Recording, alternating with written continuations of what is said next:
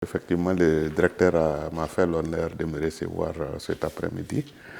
Et bien sûr qu'on a parlé de l'élevage et de la pêche, comme vous pouvez si vous attendre. Donc, nous avons surtout parlé du pastoralisme qui intéresse énormément la FAO. Et je rappelle que j'ai eu l'occasion de rencontrer le directeur en 2013 en Mauritanie, à Nouakchott, lors d'un grand sommet organisé par la FAO, la Banque mondiale, sur l'avenir du pastoralisme dans le Sahel, qui a d'ailleurs abouti à un projet régional auquel la FAO apporte sa contribution de taille. Donc on a échangé par rapport à ça. Et j'ai aussi demandé l'appui de la FAO en termes matière d'aquaculture. Et pour nous, nous pensons que la production de poissons est importante pour faire face à la malnutrition, surtout dans les zones rurales au Mali et surtout aussi dans les centres urbains. Et le directeur m'a assuré du soutien de la FAO par rapport à un appui technique pour ce secteur et aussi également pour le pastoralisme qui tient à cœur à la FAO. Donc ce sont les deux principaux sujets qui ont retenu notre attention pendant notre discussion. Oui, je crois que ce thème est d'actualité.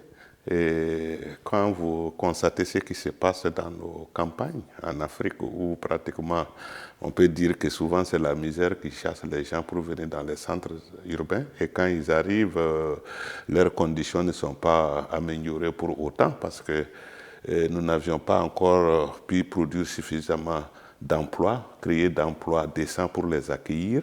Et donc nous sommes confrontés à un problème.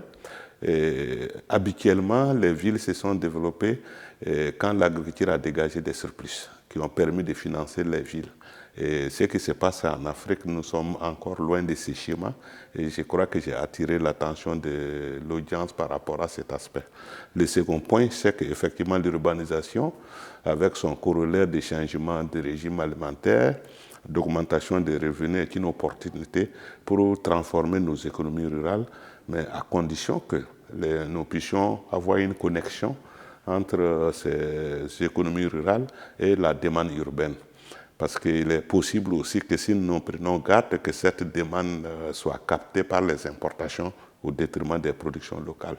Et je crois que c'est un message qui est passé au niveau des discussions ce matin et tout le monde est d'accord qu'un effort doit être fait si l'urbanisation doit bénéficier aux économies rurales.